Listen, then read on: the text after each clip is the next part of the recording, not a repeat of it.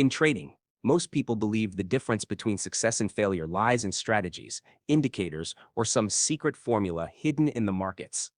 But the uncomfortable truth, is that the markets are only half of the game. The other half lies in the mind of the trader, in the discipline they cultivate, and the patience they reinforce with each decision. For me, one of the first habits that truly changed the way I approached trading was journaling every single trade I took, and doing it with a level of honesty that at times felt brutal. It wasn't about documenting the good moments or creating a highlight reel of victories.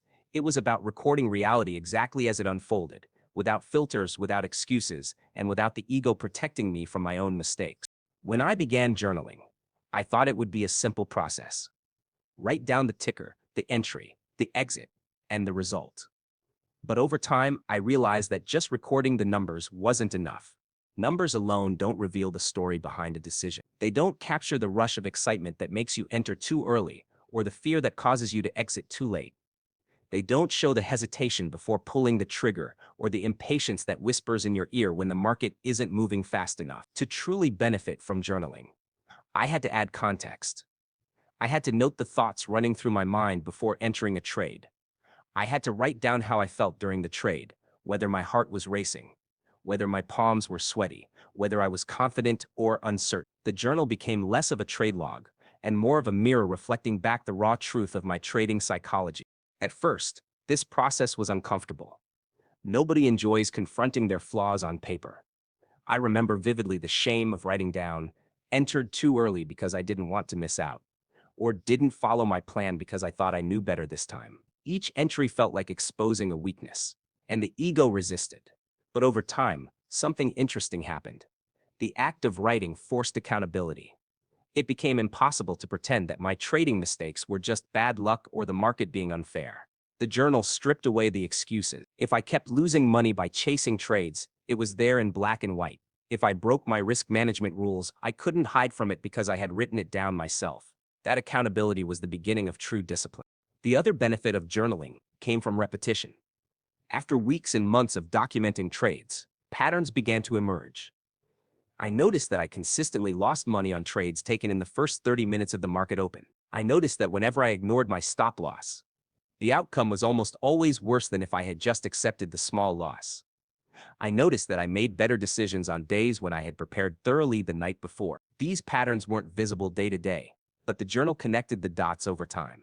It showed me where my strengths were, and more importantly, where my weaknesses consistently sabotaged me. And once you see those patterns laid out clearly, you cannot unsee them. You either fix them, or you continue to repeat them knowing exactly why you are failing. There was also a psychological shift that journaling triggered. Writing down my emotions before and after trades helped me detach from them in real time. I began to recognize the voice of fear before it controlled me. I began to catch impatience before it pushed me into a bad decision. When I knew that I would have to write down the reason behind my trade, I started asking myself in the moment, will I be proud of this reason later? That simple question, born from the habit of journaling, added a layer of discipline I had never known before. It slowed me down, made me pause, made me think. It forced me to trade with intention rather than impulse. Another powerful aspect of journaling was its role in building patience. Patience in trading isn't just about waiting for the right setup. It's about resisting the urge to act when the setup isn't there.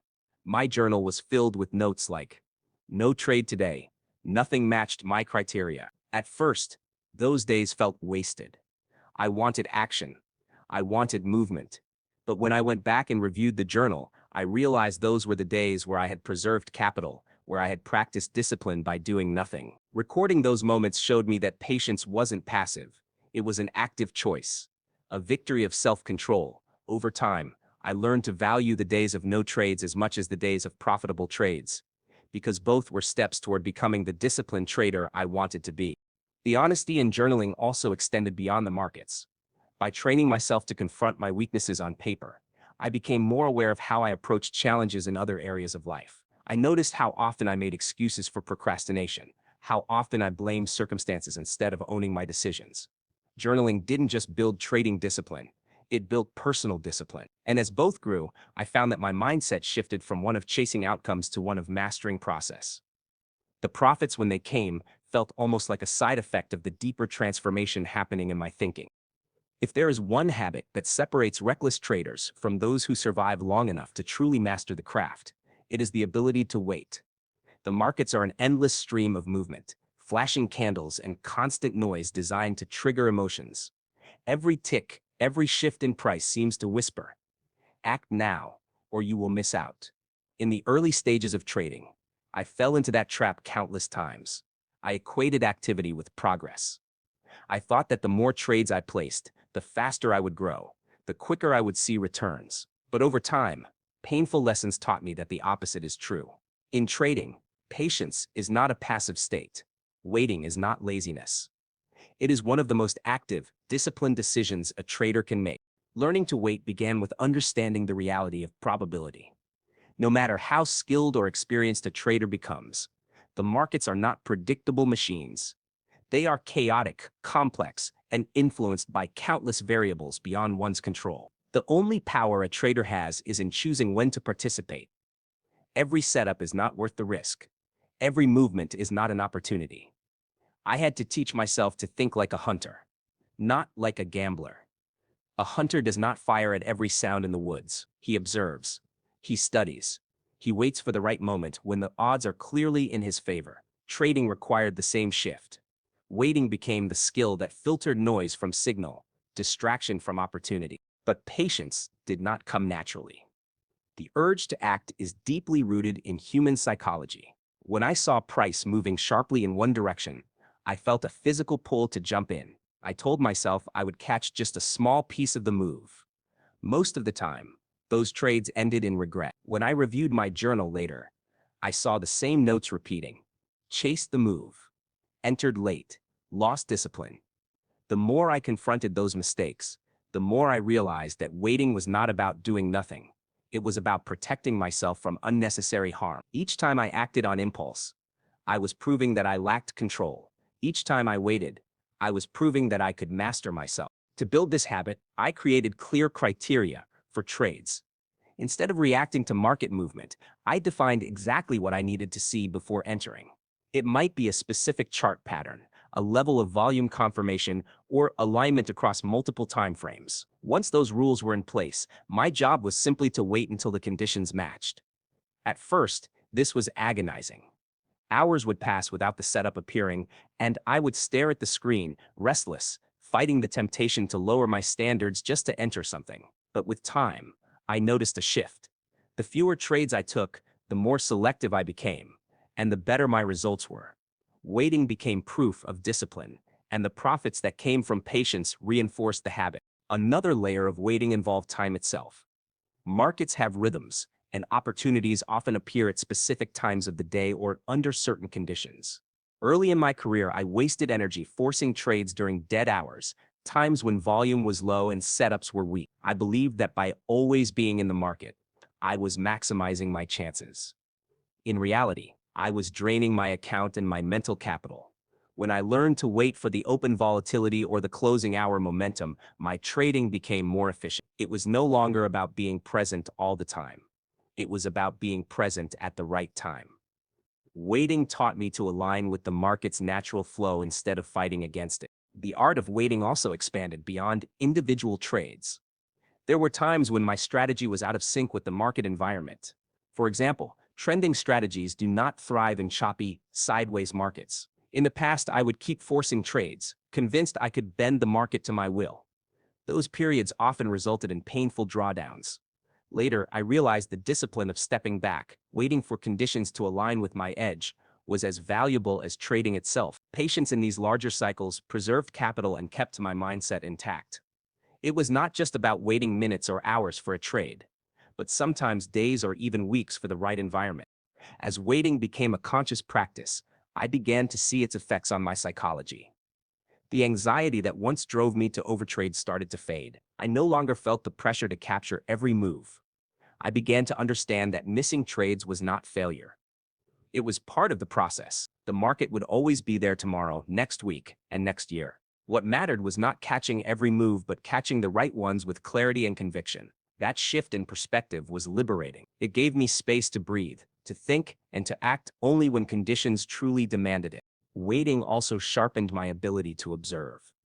Instead of reacting impulsively, I used the time to study price action, to read volume, to anticipate behavior without rushing. The market became less of a battlefield and more of a classroom. Every moment of waiting was an opportunity to learn, to refine my patience, to sharpen my edge. In this way, waiting was not wasted time, it was invested time, building the discipline that every trader must develop if they hope to survive in the long run. One of the most overlooked aspects of trading discipline is the structure that surrounds each trading day. Many traders approach the markets as if success depends solely on the moments when they click buy or sell.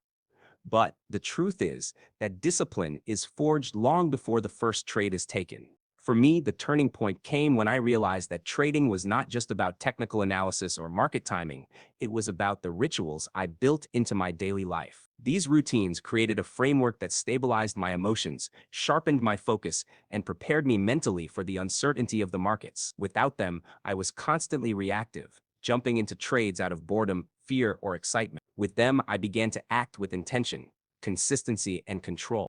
The foundation of my daily trading ritual begins the night before. Preparation is everything, and I learned the quality of my decisions in the morning depended heavily on the clarity I created the evening prior. Each night, I review the trades I took during the day, not only in terms of profit or loss, but also in terms of process. Did I follow my rules? Did I act impulsively? Was my patience intact, or did I let emotions dictate my moves? Writing these reflections sets the stage for improvement. After the review, I scan the markets for potential opportunities for the following day. I mark levels of interest, highlight key economic events, and build a watch list.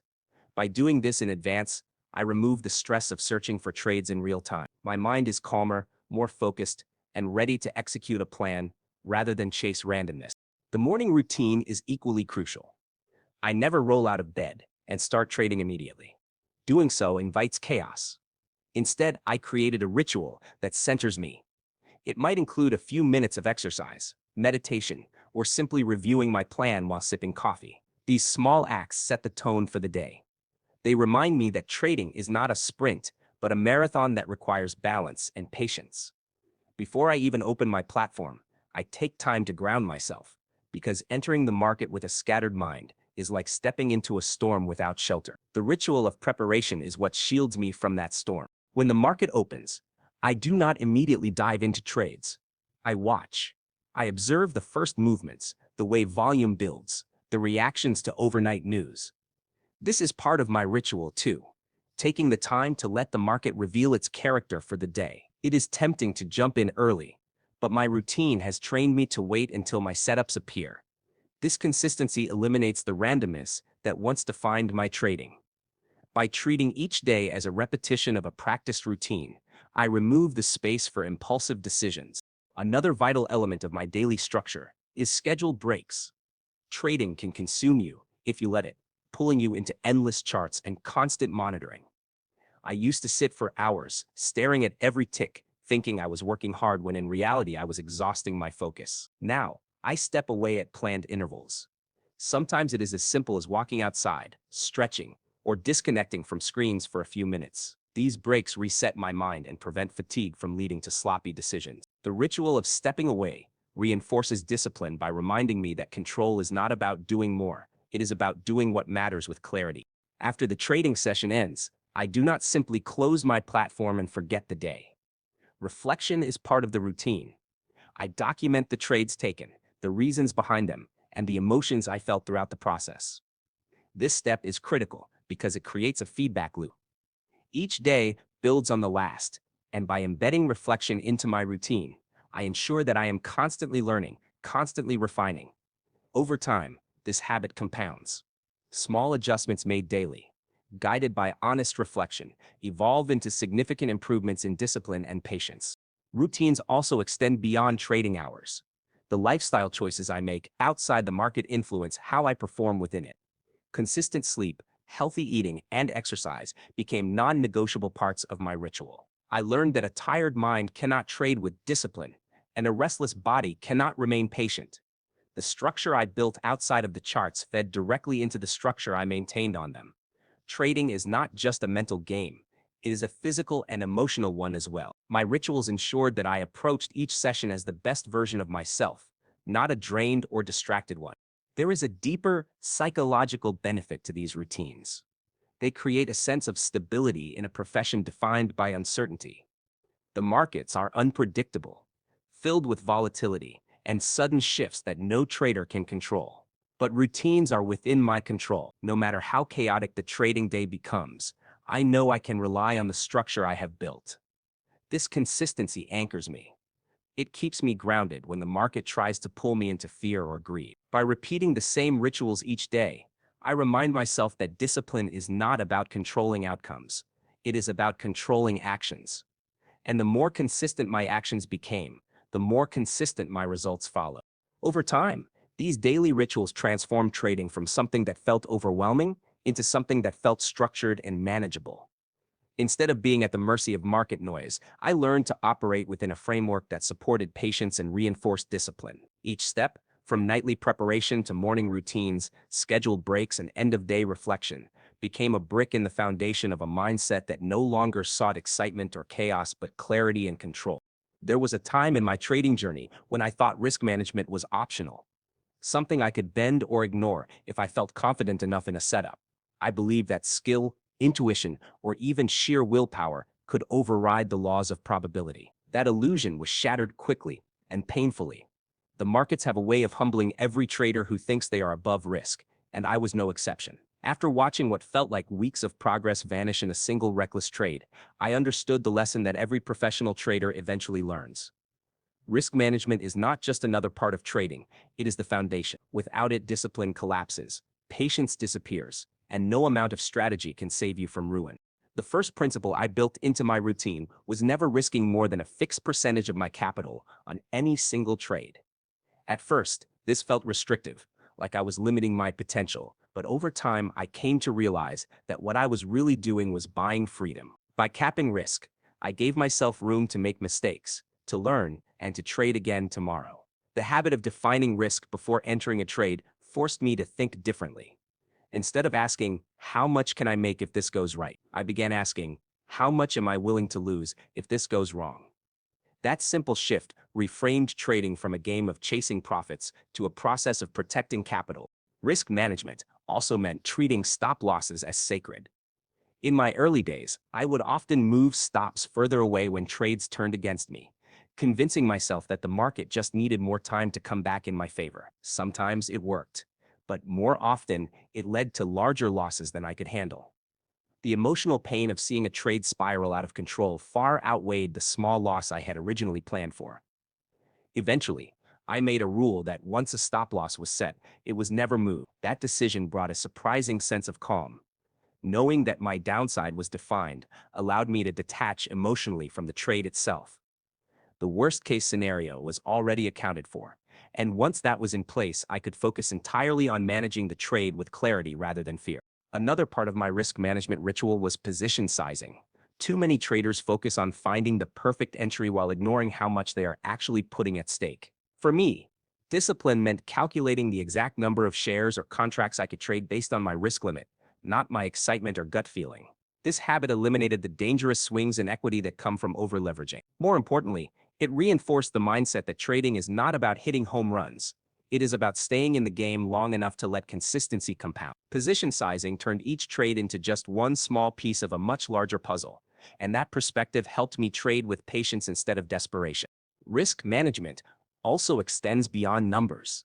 It is deeply tied to psychology. Each time I ignored my rules, I noticed the emotional toll it took.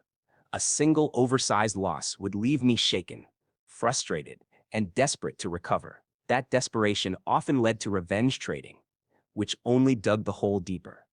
In contrast, when I respected my risk rules, even losing trades felt manageable. I could accept the outcome without emotional collapse because I knew I had protected myself. This created a feedback loop. The more I respected risk, the calmer I became, and the calmer I became, the easier it was to stay disciplined. There is also the long-term perspective that risk management builds. When you know your downside is capped and your capital is protected, you stop thinking about the result of one trade and start thinking about the result of hundreds of trades. This shift is where true discipline is born. Trading becomes less about instant gratification and more about long-term survival. Risk management teaches patience by forcing you to accept that no single trade will make or break you. It also eliminates the illusion that trading is about winning every time. Instead, it is about managing losses so that wins have the opportunity to compound. The habit of making risk management non-negotiable also spilled into other areas of life. I began to see that discipline is not about how much you can gain.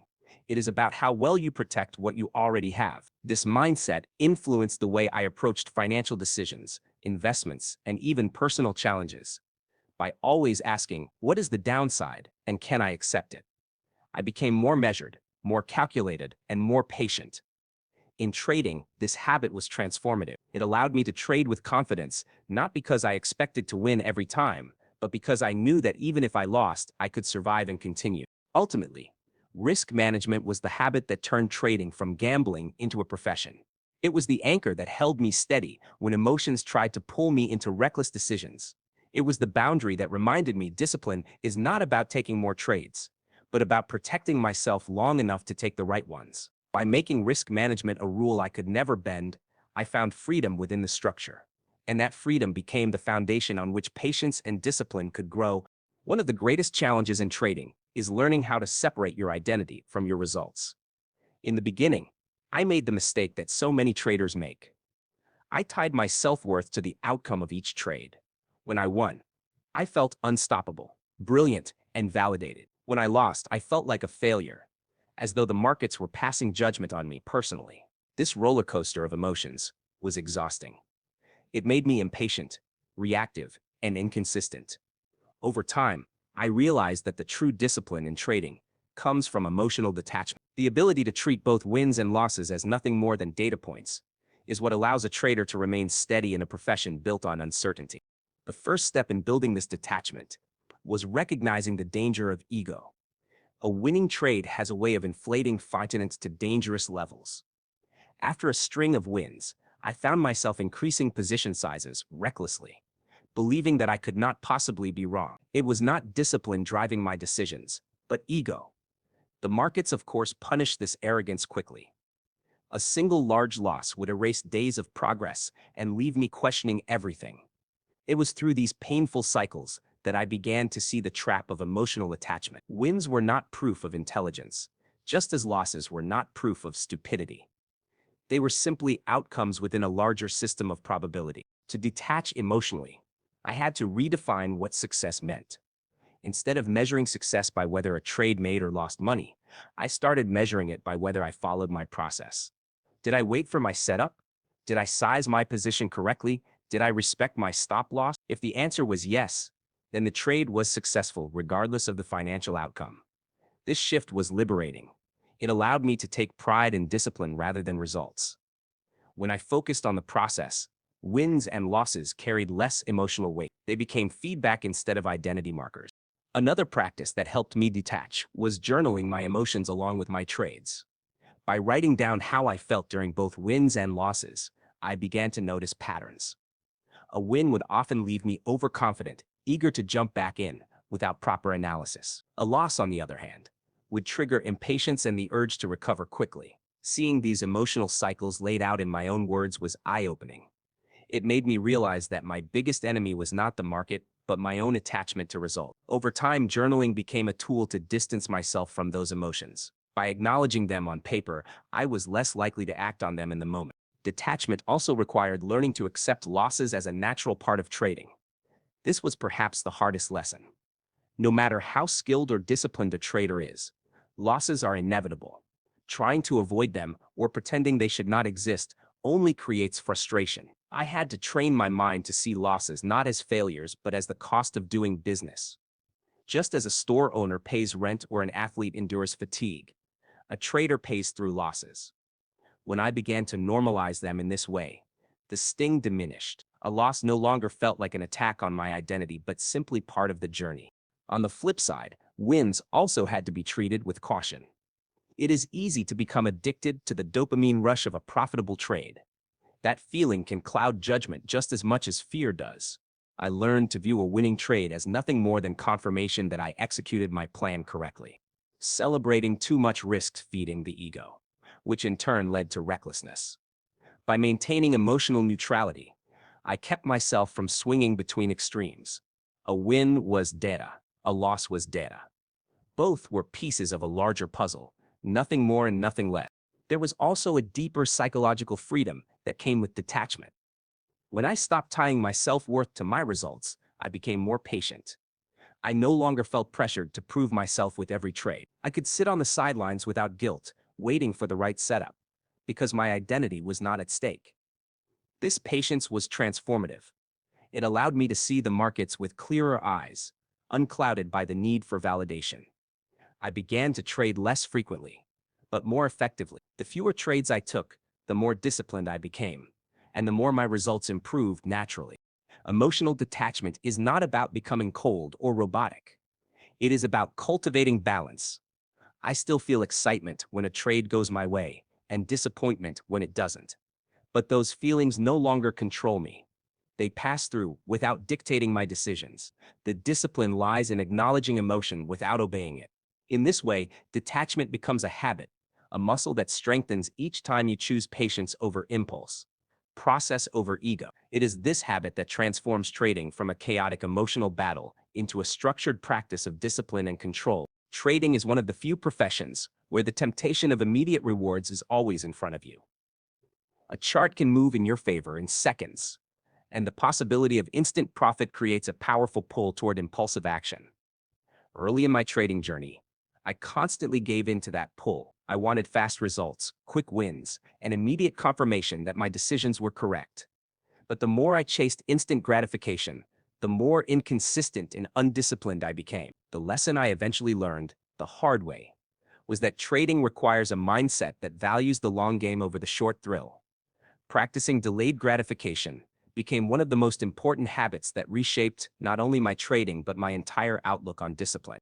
At its core, delayed gratification is about resisting the temptation of a smaller, immediate reward in order to gain a larger, long-term reward. In trading, this principle plays out in multiple ways. The most obvious is in waiting for the right setup. Markets move constantly, and it is easy to convince yourself that entering now is better than waiting.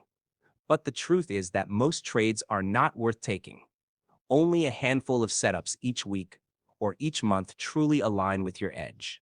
Learning to pass on mediocre opportunities in order to wait for high-quality ones is an act of delayed gratification. It is saying no to the small, immediate satisfaction of being active in the market in exchange for the larger, more consistent rewards of disciplined patience.